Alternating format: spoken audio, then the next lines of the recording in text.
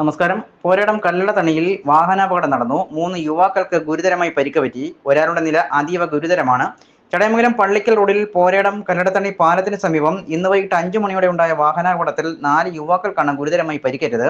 അമിത വേഗതയിലെത്തിയ car നിയന്ത്രണം വിട്ട് റോഡരികിലെ പോസ്റ്റിൽ ഇടിച്ച് തല കീഴായി മറിഞ്ഞാണ് അപകടമുണ്ടായത്. വല്ലഭൻകുന്ന് സ്വദേശികളായ 4ഓളം യുവാക്കൾ കാറിൽ കുടുങ്ങിയ നിലയിലായിരുന്നു.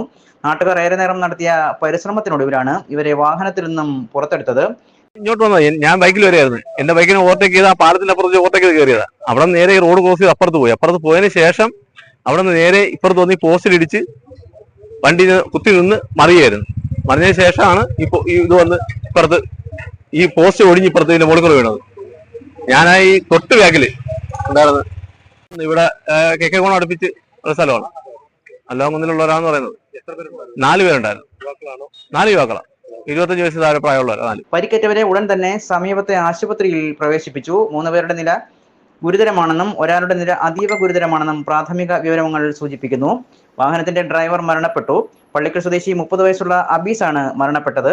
അപകടത്തെ തുടർന്ന് പ്രദേശത്ത് ഗതാഗതം ഭാഗികമായി തടസ്സപ്പെട്ടു. സംഭവത്തിൽ പോലീസ് അന്വേഷണം ആരംഭിച്ചു.